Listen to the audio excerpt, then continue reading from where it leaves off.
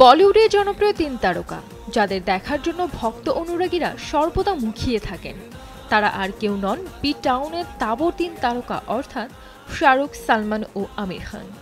সারা বিশ্বে তাদের প্রচুর ফ্যান ফলোয়ার রয়েছেন।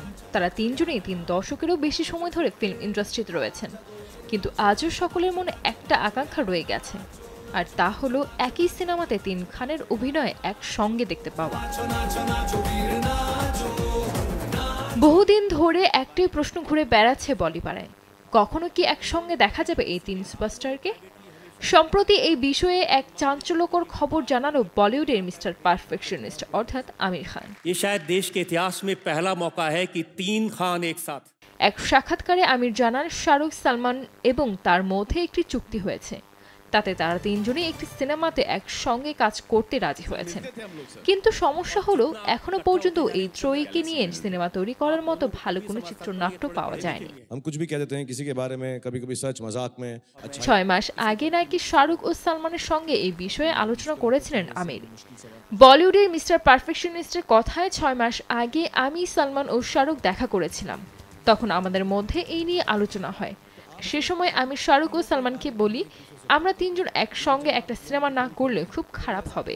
তখন ওরাও আমার সঙ্গে সহমত হয়েছিল। আমির আরও জানান, আমাদের সত্যিই তিনজনের একসঙ্গে একটা সিনেমা করা দরকার। আশা করছি এটা বাস্তবায়িত হবে। তবে এর জন্য একটা ভালো গল্পের প্রয়োজন, ভালো চিত্রনাট্য দরকার, সেটারই অপেক্ষায় রয়েছে আমরা। এই প্রথম নয়, এর আগেও শাহরুখ ও সালমানের সঙ্গে সিনেমা নিয়ে কথা বলেছেন আমির। এর আগে দ্য গ্রেট ইন্ডিয়ান কাপল শোতে আমির এক দর্শকের প্রশ্ন উত্তরে বলেছিলেন শাহরুখ ও সালমানের সঙ্গে তিনি একটি সিনেমায় অভিনয় করতে চান।